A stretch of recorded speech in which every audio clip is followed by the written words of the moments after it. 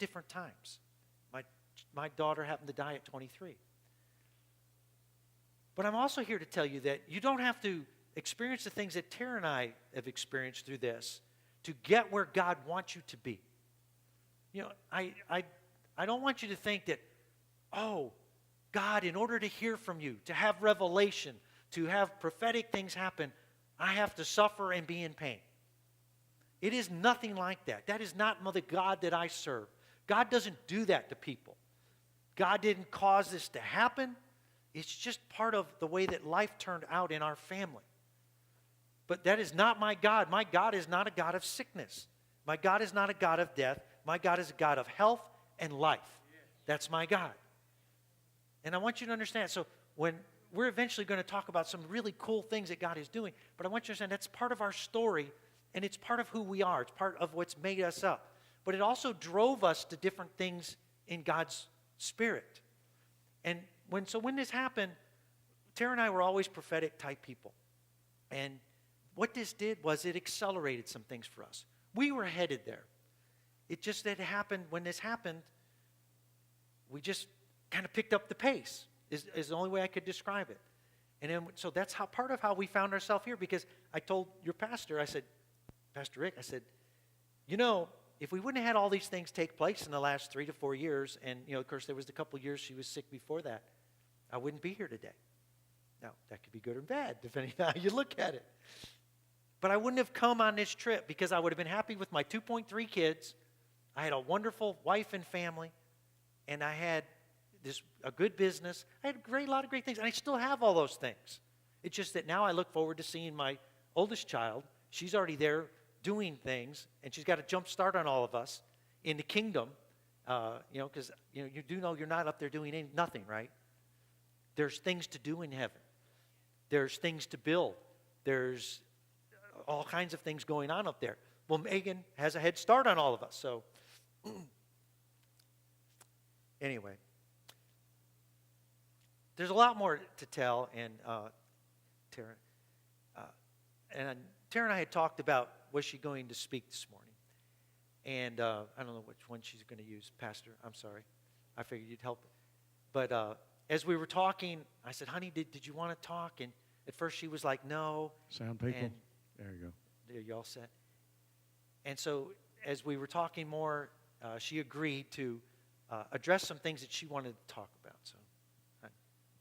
Well, when I was sitting here this morning and I was sitting listening to your worship team practice, God put into my spirit what he wanted me to say, and it's so awesome because the songs that you picked, so many of the words went with what he wanted me to say this morning.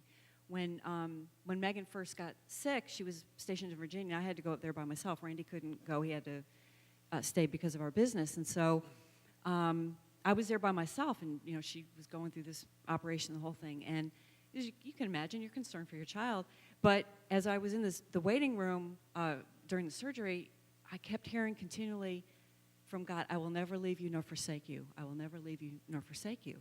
And I needed to hear that because I was by myself, and this was such an experience. So anyway, and I kept that. And as Randy has said, we have always had Christ to be our firm foundation, always in our marriage, and we've always walked that. And so when we went through this experience, it was difficult. And when we came out, and I always said to God, I don't know what's going to happen. I'm really praying that you're going to heal her. But no matter what happens, God, I will serve you. And so we went through this whole thing, and then she passed away. Well, now this is where the rubber meets the road.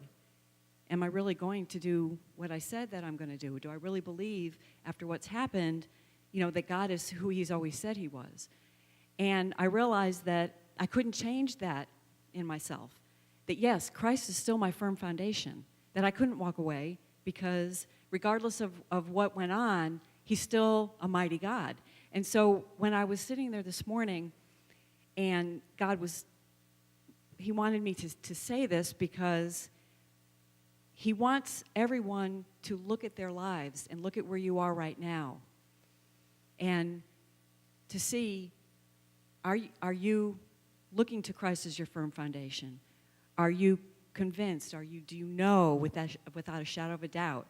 Are you really living that life? Because if and when that time comes when you go through something that's difficult, are you going to get on the other end and are you going to say, yes, my God was there for me and my God is my firm foundation? And so when he spoke to me this morning, we all are seeking God. We all are in different places in our walk with him. But he wants that relationship to where when you say that he's your firm foundation and then you go through something and he is still your firm foundation, that is a testimony to God. And that brings glory to God.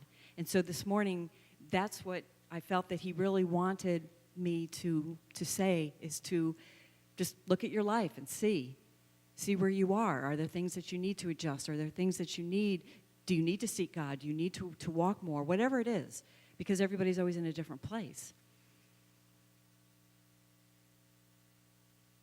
And I know that God has a word, so just bear with me for just a moment here.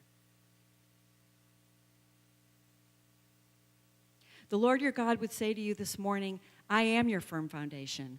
I am the be-all and the end-all. I am the one who loves you. I am the one who will be with you through the storms and through the good times and through the peaceful times and through the times when you can't see me and you don't think that I am there. I am the God who wraps his arms around you. I am the God who whispers in your ear and to let you know that I love you.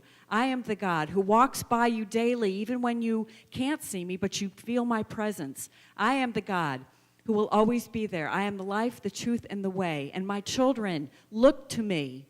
Look to me and look only to me, because I am the one that will be there for you. I am the one who, when your heart is breaking, I will heal it. Who, when you are filled and overflowing with joy, it is because of me.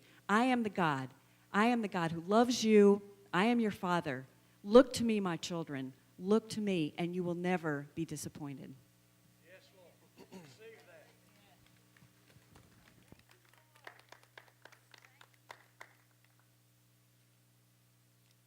So we found ourselves here in June of this year, and then we went back home, which is where we should go.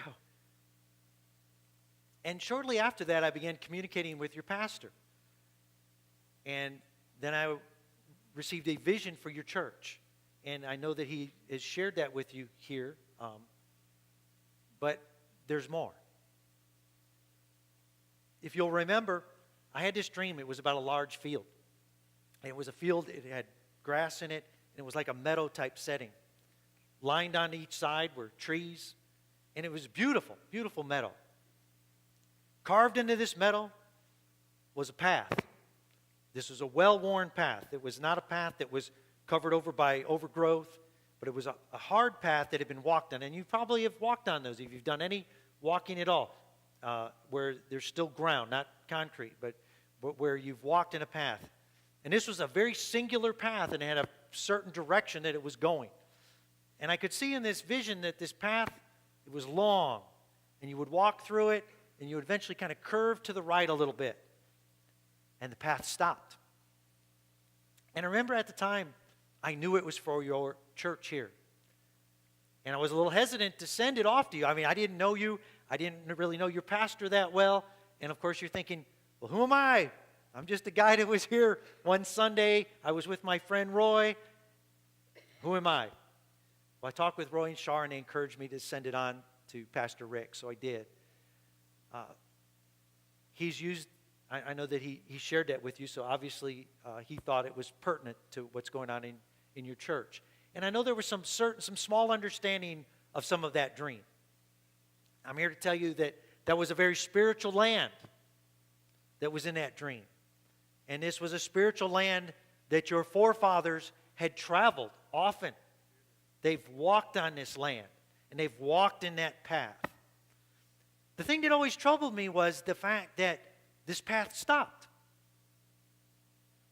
And I never did quite figure that out until this weekend. Now, in the meantime, there were some things that had taken place. Like I said, we were back home, and Roy and Shar happened to attend the church that Tara and I attend when they're home. I mean, they're not home often, but they've been home a lot more this past year. And so we get to see them on a regular basis. And so Shar had started, she was playing on our worship team, and something that Tara does. And Tara doesn't play, but Tara sings. And we found, Shar began to, then she stopped playing on the worship team, and she began to play on our Wednesday night service. We have just a few small songs, and she plays with this other woman named Christine. And all of a sudden on a Wednesday night, Shar shows up with a brand new song that she said God had given to her.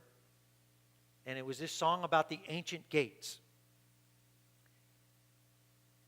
And all of a sudden, we're in our Wednesday night service, and I don't mean this badly, but sometimes Wednesday nights can be a little draggy because everybody's worked all day, and sometimes it's a little hard to be excited and enthusiastic on a Wednesday. But hopefully you eventually get over that and you tune into what God is doing. So she sings this song, and it's about the ancient gates of God. And I have to admit, I haven't told Shar this, but if you're still doing the YouTube thing, right? If she sees this, she's going to hear this. It was a chick flick type song. Now, what I mean by that is they were singing it in this key that, as a man, I just couldn't get there. And so they're singing in it, but you know what? The interesting thing was, it was grating at me. The song grated at me because it was in this weird key for me to sing, and it was grating at me like sandpaper because it was so deep spiritually. So I'm having this conflict. I'm like, God, I don't want to sing this song. It's hard for me to sing this song. And then the Spirit of God is saying, I'm trying to tell you something. And so as she's singing this song, and so we began singing that for several weeks. And actually, she was going to try to record it, and we were going to bring it, but that didn't happen. Maybe she did that, maybe she didn't. But if she gets it recorded, I'll at least make sure you get it. Because it was a very poignant moment in our church. So she began singing this song about the ancient gates. Shortly after that, the Lord began to deal with me about the song. And He's like, look, I need to tell you something. And one of the things that I do nowadays, yes, I'm a prophetic person. I'm what they would call the prophet of the house at our local church. And that and 25 cents buys you a phone call. Well, yeah, not hardly. Well, you still make a phone call for 25 cents. I think. I don't know. Does anybody use I don't know. Is there even any pay phones around? Man, I'm just showing how, I'm getting older and it's not fun. It's you know the feeling. Okay. There's probably some young people here. What's a pay phone? You put money in it, you dial, okay. All right. You have to explain it to you, kind of like a rotary phone. I'll have to explain that to you, how it works. Okay. So she sings this song, and eventually, one of the things that I've learned to do, when God begins to tell me things, I've learned to write them down. And the more I've written them down, the smarter I kind of seem, because God's so smart that if I would just listen to Him and write what He says, it makes me appear very smart. But anyway, here's what I wrote to our church, and I'm going to show you how this ties in with you, with y'all. Okay. Here's what I wrote to our church. I said, the ancient gates that have been sung about and seen in the spirit realm have not been hiding things or intended to keep people out, but these gates have been closed until this day.